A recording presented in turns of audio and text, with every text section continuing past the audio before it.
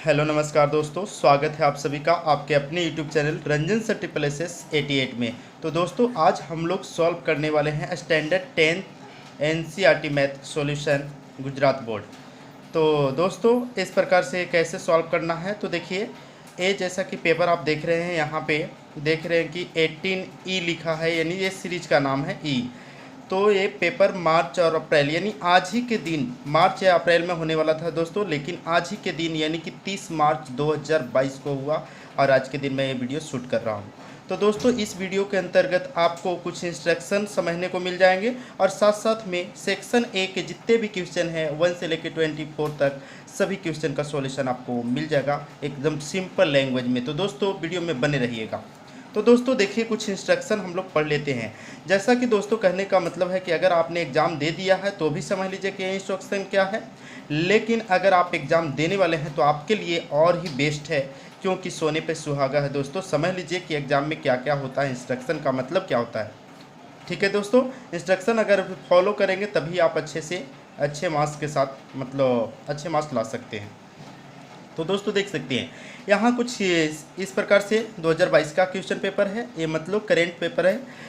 Time कितने घंटे का मिलता है दोस्तों, 3 आवर्स का, और मैक्सिमम मार्क्स जो होता है दोस्तों 80 मार्क्स का होता है। 20 मार्क्स आपका स्कूल लेवल पे इंटरनल हो जाता है। अब यहाँ पे देख सकते हैं दोस्तों कुछ इंस्ट्रक्शंस हैं। इंस्ट्रक्शंस का मतलब कुछ आपको नियम है जो फॉलो करने होंगे। Write in a clear legible handwriting, यानी कि आपको जो कुछ भी लिखने हैं वो क्लियर हैंड राइटिंग में लिखने हैं। चलिए सेकंड इंस्ट्रक्शन क्या है दोस्तों, this question paper has 4 section, यानी इस क्वेश्चन पेपर का 4 सेक्शन है, ए बी सी डी। जैसा कि यहाँ पे सेक्शन ई भी आ गया, लेकिन 4 ही सेक्शन यहाँ पे दिखाया जा रहा है, तो 4 सेक्शन आएंगे ए बी सी डी। तो इस प्रकार से and question numbers from 1 to 55। Question कितने हैं दोस्तों, 1 से लेकर 55, यानी टोटल क्वेश्चन है दोस्तों 55। चलिए थर्ड इंस्ट्रक्शन क्या कहता है, ऑल सेक्शंस आर कंपलसरी, यानी सभी सेक्शन का जो क्वेश्चन है वो कंपलसरी है, अनिवार्य है। जनरल ऑप्शन आर गिवन, यानी कि कहने का मतलब है दोस्तों कुछ ऑप्शनल है, यानी कहने का मतलब है कि 10 क्वेश्चन दिए गए हैं, वहाँ पे 8 बनाने हैं, 7 बनाने हैं, एनी 7 एनी 4 ऐसा लिखा रहेगा। इस प्रकार के ऑप्शन दिए गए हैं।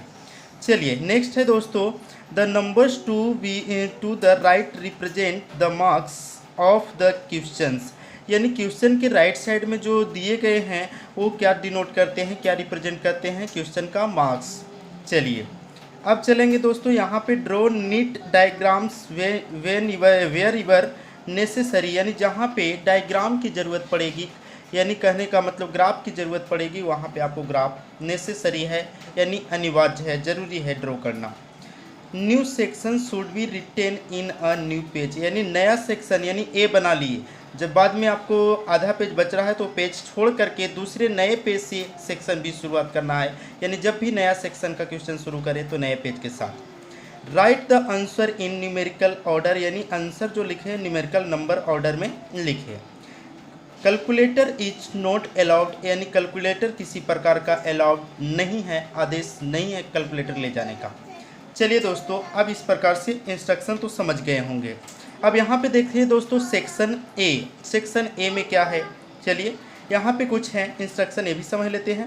Answer the following as per instruction given, यानी कि जितने भी क्वेश्चंस नीचे दिए जा रहे हैं ये सभी को इंस्ट्रक्शन के अनुसार, जो इंस्ट्रक्शन दिए गए हैं उनके अनुसार क्वेश्चन को सॉल्व करने हैं। क्या क्या सॉल्व करने हैं, क्वेश्चन 1 to 24, 1 से लेकर 24 तक के क्वेश्चन, ईच 1 मार्क्स, यानी सभी क्वेश्चन 1 मार्क्स का है।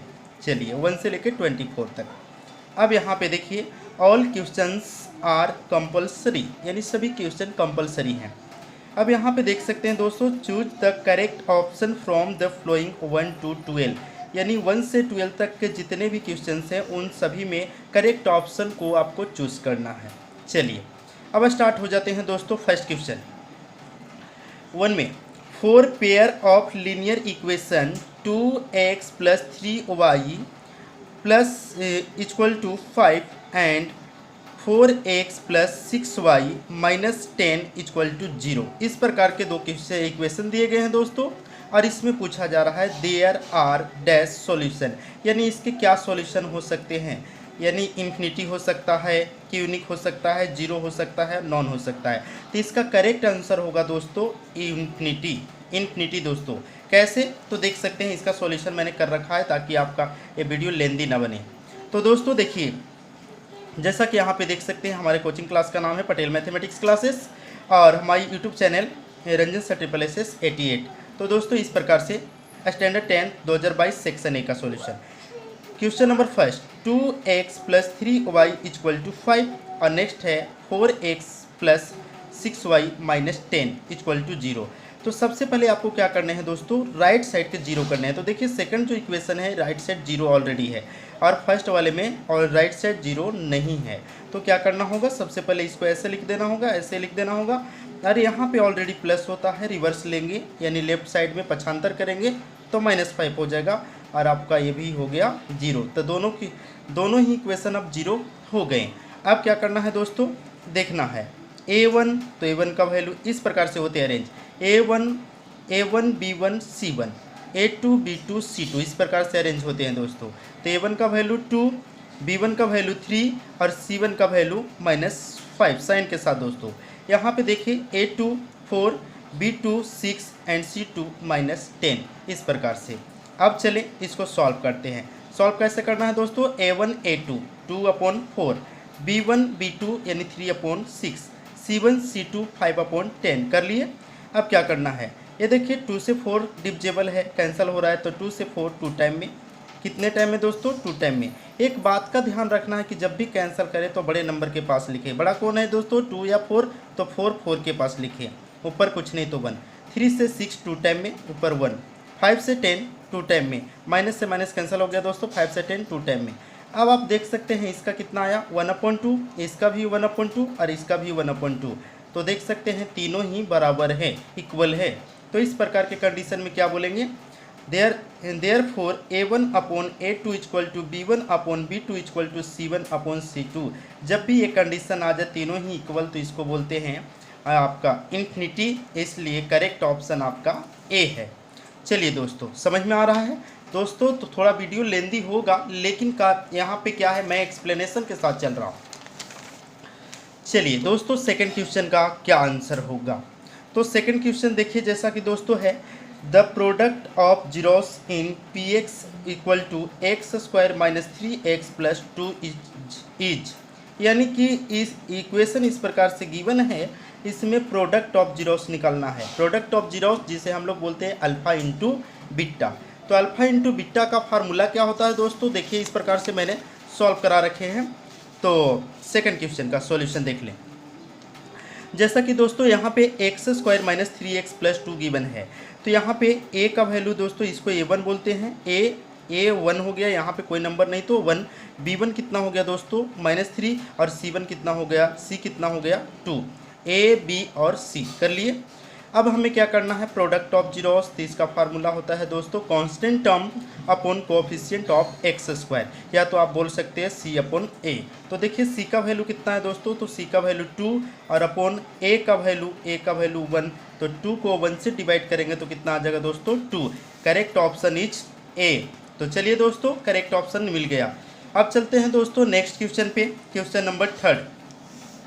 तो क्वेश्चन नंबर 3 क्या है दोस्तों, the formula to find discriminant of the quadratic equation is, यानी कि उसका फार्मूला क्या होगा, डिस्क्रिमिनेंट जिसे हम लोग डिनोट करते हैं कैपिटल डी से।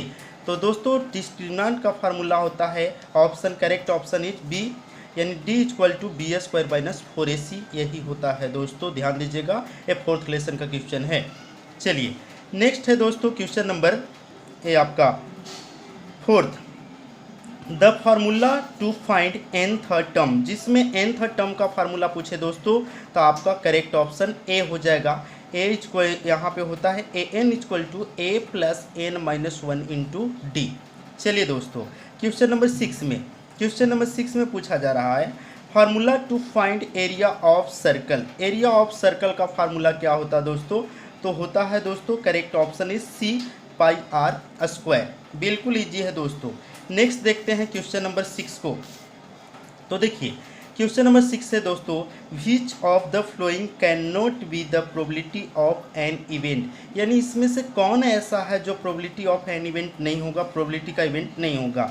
तो देखिए दोस्तों, इसको डिवाइड करेंगे तो 0.66 आ जाएगा, इसको डिवाइड करेंगे तो डिवाइड तो करना नहीं, इतना ही होगा, और ये हो जाएगा 15 अपॉन परसेंटेज का मतलब दोस्तों 100, तो करेंगे तो आपका 0.15, और इसकी वैल्यू माइनस में कभी भी हम लोग प्रोबेबिलिटी को नहीं डिनोट कर सकते, इसलिए करेक्ट ऑप्शन आपका कौन प्रोबेबिलिटी नहीं होगा, डी।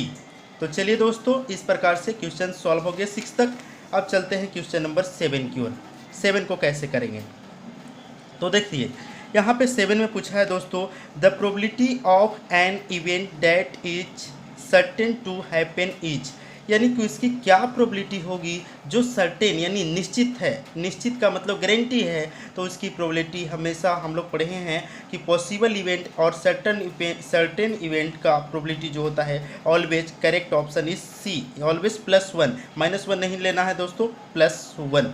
चलिए अब चलेंगे दोस्तों 8 नंबर क्वेश्चन में, the wicket taken by a bowler in 10 cricket matches are follow, यानी कहने का मतलब है कि 10 क्रिकेट मैच में इस प्रकार से विकेट लिया गया है 2, 6, 4, 5, 0, 2, 1, 3, 2, 3 इस प्रकार से। तो इसका मोड क्या होगा दोस्तों, तो हम लोग पढ़ चुके हैं दोस्तों कि मोड वही होगा जो मैक्सिमम टाइम फ्रीक्वेंसी होगा। तो मैक्सिमम टाइम कौन आया है दोस्तों, यहाँ देख लीजिए, यहाँ 2 देखिए काउंट करके, 1 टाइम, 2 टाइम, ये 3 टाइम 2 है। अब 3 को देखिए तो 2 टाइम है, और कोई नंबर इतने बार नहीं आए हैं, तो सबसे ज़्यादा टाइम कौन आया, 2, इसलिए मैक्सिमम टाइम फ्रीक्वेंसी आपका मोड होता है। तो मोड क्या हो गया दोस्तों, 2, करेक्ट ऑप्शन इज बी।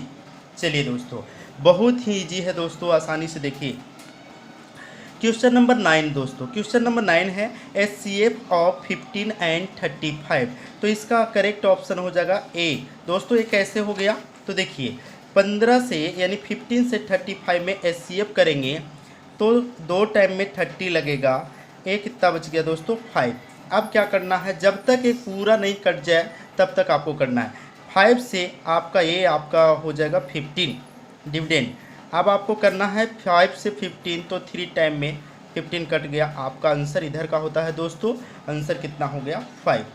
चलिए नेक्स्ट दोस्तों, यहाँ पे ये जो इक्वेशन गिवन है ax² + bx + c, तो ये तो ऑलरेडी क्वाड्रेटिक इक्वेशन गिवन है, तो इसका आपको पूछा जा रहा है अल्फ़ा प्लस बीटा। तो अल्फ़ा प्लस बीटा का फार्मूला ही होता है दोस्तों -b/a, तो -b/a correct option is a. चलिए नेक्स्ट देखिए दोस्तों 11th नंबर। 11th नंबर में बोला गया है the distance of the point P × XY from the origin point. देखिए दोस्तों, ओरिजिन पॉइंट से जो भी डिस्टेंस फाइंड करना होता है उसका फार्मूला ही होता है correct option is B, √x² + y²। तो इस प्रकार से होता है दोस्तों। चलिए नेक्स्ट चलेंगे दोस्तों नेक्स्ट क्वेश्चन पे। तो नेक्स्ट क्वेश्चन क्या है, क्वेश्चन नंबर आपका 12। तो देखिए, if the perimeter and area of circle are numerically equal, यानी कि जितना सर्कल का पेरीमीटर होगा उतना ही सर्कल का एरिया होगा, तो देन रेडियस ऑफ सर्कल यानी रेडियस कितना होगा। तो देखिए दोस्तों, इस क्वेश्चन को मैंने सॉल्व किया है, और किस प्रकार से सॉल्व करना है तो देख सकते हैं आप यहाँ पे क्वेश्चन नंबर 12। तो क्वेश्चन नंबर 12 देखिए दोस्तों, इस प्रकार से क्या दिया है दोस्तों, पेरीमीटर ऑफ सर्कल, जितना perimeter of circle equal to area of circle, यानी दोनों ही इक्वल है। तो एक तरफ पेरीमीटर का फार्मूला 2πr और दूसरे तरफ एरिया का फार्मूला πr²। अब चलते हैं, पाई से पाई कैंसिल हो गया दोस्तों, यहाँ पे देख सकते हैं, तो 2r बच गया, इक्वल टू r² का मतलब r को 2 टाइम लिख दिए, r से r कैंसिल हो गया दोस्तों, तो r की वैल्यू कितना रह गई, 2 unit. Correct answer is a, आपका सही आंसर ए होगा। तो दोस्तों इस प्रकार से समझ में, उम्मीद करते हैं कि समझ में आ रहा होगा। अब चलते हैं दोस्तों नेक्स्ट क्या है, ए तो देख लिए, करेक्ट आंसर इज ए, आपका 2 आ गया। अब यहाँ पे बताना है दोस्तों कौन ट्रू है और कौन फॉल्स है। राइट ट्रू और false for the following question 13 to 18, यानी 13 नंबर से 18 नंबर के जो भी क्वेश्चन हैं उन्हें बताना है कि ट्रू है या फॉल्स है। चलिए 13 number, √5 is an irrational number, यानी √5 जो है एक इरेशनल नंबर है। तो जी दोस्तों, क्योंकि √5 किसी संख्या का स्क्वायर नहीं होता, इसलिए क्या होगा आपका ए ट्रू होगा, टी ट्रू हो गया दोस्तों। Next, number of zeros polynomial P X equal to X Q minus X are 3, यानी इसको जब सॉल्व करेंगे तो एक जो होगा जीरोस 3 आएगा, तो ये होगा दोस्तों फॉल्स। अब बोले कैसे, तो देख सकते हैं 14 नंबर का आपका सॉल्यूशन जी। P X equal to X Q minus X, ये दोनों में क्या कॉमन है दोस्तों, तो एक्स 3 पावर 1 पावर छोटा पावर लेना है, बच क्या गया दोस्तों एक्स स्क्वायर और माइनस एक्स मिल गया तो 1।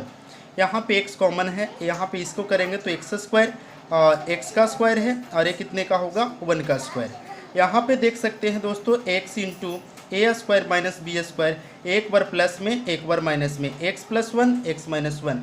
अब इसका जब जीरोस निकालेंगे तो प्लस है तो माइनस में बनाएगा और ये प्लस में आएगा, तो 3 तो नहीं आ सकता। इस कंडीशन में जो दिया गया है तो ये फॉल्स है। क्या है दोस्तों, फॉल्स है। नेक्स्ट देखेंगे, अब इस प्रकार से अर्थमेटिक पे दिया गया है, बताना है कि एपी है या नहीं है। तो देखिए डिफरेंस कर लीजिए ना, 2 में से 2 गया 0, 2 में से 2 गया 0, 2 में से 2 गया 0, यानी सभी का डिफरेंस इक्वल है, तो ये दोस्तों ट्रू है, एपी होगा। चलिए नेक्स्ट देखिए दोस्तों, नेक्स्ट क्वेश्चन आपका ए है, the value of sine 60 degree is 1/2। तो जी दोस्तों साइन 60 का वैल्यू होता है √3/2, जबकि बताया जा रहा है 1/2, तो ये क्या है, फॉल्स है। चलिए अब देखिए दोस्तों, z equal to 2m-3x, A false है दोस्तों, क्योंकि यहाँ 3m-2x होता है। चलिए यहाँ पे देखिए दोस्तों, यहाँ पे p E plus p does not E, यानी कि यहाँ पे certain probability plus uncertain probability का वैल्यू कितना होता है, ऑलवेज +1 आता है दोस्तों, जबकि ये बताया जा रहा है -1, ये भी फॉल्स है। चलिए नेक्स्ट चलते हैं दोस्तों क्वेश्चन नंबर 19 की ओर। अब 19 से क्या है, यहाँ पे फिल इन द ब्लैंक्स, यानी कि ब्लैंक्स को भरिए, खाली जगह को। यहाँ पे देखिए दोस्तों कुछ इस प्रकार से फिगर दिए गए हैं और इसमें पूछा जा रहा है कि नंबर ऑफ जीरोस। तो नंबर ऑफ जीरोस जैसा कि आप एनसीईआरटी में पढ़ चुके हैं 2.1 में, जितना बार एक्स लाइन को कोई भी लाइन काटती है, एक्स लाइन, ए एक्स लाइन है दोस्तों, इसको कोई जितना बार काटेगा उसका उतना ही जीरोस होगा। तो देखिए एक्स लाइन को कहाँ पे काटा, एक बार यहाँ काटा, एक बार यहाँ काटा, एक बार यहाँ, यानी 3। करेक्ट ऑप्शन इज 3 होगा, यहाँ पे भरा जाएगा 3। चलिए दोस्तों अब चलेंगे नेक्स्ट क्वेश्चन पे। तो नेक्स्ट क्वेश्चन है दोस्तों 20 नंबर। तो 20 नंबर में क्या है दोस्तों, cos sine square theta plus cos square theta equal to कितना होता है दोस्तों, ऑलवेज 1 होता है। यहाँ पे आंसर हो जाएगा 1। अब चले दोस्तों next, the tangent of a circle touches in at, यानी कहा जाए एक सर्कल है, इस प्रकार का सर्कल है, सर्कल का टेंजेंट जो होता है, जो टेंजेंट जो टच करता है सर्कल से, वो कितने पॉइंट पे कौन टच करती है, तो ऑलवेज 1 पॉइंट पे टच करती है, तो यहाँ पे हो जाएगा दोस्तों 1। अब चलिए नेक्स्ट है दोस्तों 2k26 AP का कॉन्स्टिट्यूटिव टर्म है, बढ़ती हुई टर्म है, तो बताइए कि k के जगह पे क्या होगा। तो सिंपल दोस्तों इन दोनों को प्लस कर दीजिए, 26 + 2 28 हो जाएगा और इसको हाफ कर लीजिए, बस आंसर आ जाएगा 14। आपका करेक्ट ऑप्शन ए 14 होगा, 14। चलिए अब चलते हैं दोस्तों इस प्रकार से 23 में, formula to find volume of a 5 rupees coin, 5 रुपये के कॉइन को अगर 5 रुपये का सिक्का रखे, उस सिक्का पे सिक्का रखेंगे दोस्तों तो हो जाता है सिलेंडर फॉर्म, और सिलेंडर का वॉल्यूम पूछा गया है घुमा के, तो इसका करेक्ट आंसर जो हो जाएगा दोस्तों πr²h, πr²h। ये डायरेक्टली ये नहीं पूछा कि वॉल्यूम ऑफ सिलेंडर, ये आपसे पूछा 5 रुपीज़ कॉइन का मतलब वॉल्यूम क्या होगा, तो कॉइन को कॉइन के ऊपर रखेंगे तो सिलेंडर का शेप हो जाता है दोस्तों, तो इसलिए इसका क्या हो जाएगा πr²h। चलिए कुछ लोग बोलेंगे πr² होगा, तो जी नहीं, πr² नहीं होगा, क्योंकि उसमें वॉल्यूम कहाँ से आएगा, तो वॉल्यूम किस में आएगा, सिलेंडर। चलिए नेक्स्ट दोस्तों आपका नेक्स्ट है कि सिग्मा fi xi का वैल्यू इतना दिया है और उसके बाद सिग्मा fi का वैल्यू इतना दिया है 100, तो मीन क्या होगा, तो मीन का फार्मूला होता है दोस्तों सिग्मा fi/xi। 24 number question. तो देखिए इसको कैसे निकालेंगे, sigma mean equal to sigma F I X I upon sigma F I. Sigma F I X I का वैल्यू दिया है 245 और अपॉन इसका 100। डिवाइड कर लीजिए दोस्तों, सिंपल है, उतना ही लिख दीजिए 245। जितने जीरो है उतने डिजिट के बाद डेसिमल बैठा दीजिए, 2 जीरो तो 2 डिजिट के बाद डेसिमल, यानी 2.45 आंसर हो जाएगा दोस्तों। ए 2.45 आएगा दोस्तों। तो इस प्रकार से 24 क्वेश्चन को मैंने सॉल्व कर दिए दोस्तों। आप देख लीजिएगा कि आपने कितना करेक्ट करके आए हैं। तो दोस्तों इस प्रकार से आप समझ गए होंगे। उम्मीद करते हैं दोस्तों कि वीडियो आपको अच्छा लगा है। अगर अच्छा लगा है तो दोस्तों नेक्स्ट पार्ट आपको मिलने वाले हैं नेक्स्ट डे। तो दोस्तों अगर अच्छा लगा है तो मेरे चैनल को सब्सक्राइब कर लीजिए और लाइक कर दीजिए, दोस्तों के साथ शेयर कर लीजिए ताकि उन्हें भी पता चल जाए कि हमने जो बना के आए हैं वो सही है या गलत है। तो दोस्तों मिलते हैं नेक्स्ट वीडियो में, तब तक के लिए थैंक्स फॉर यू वॉचिंग।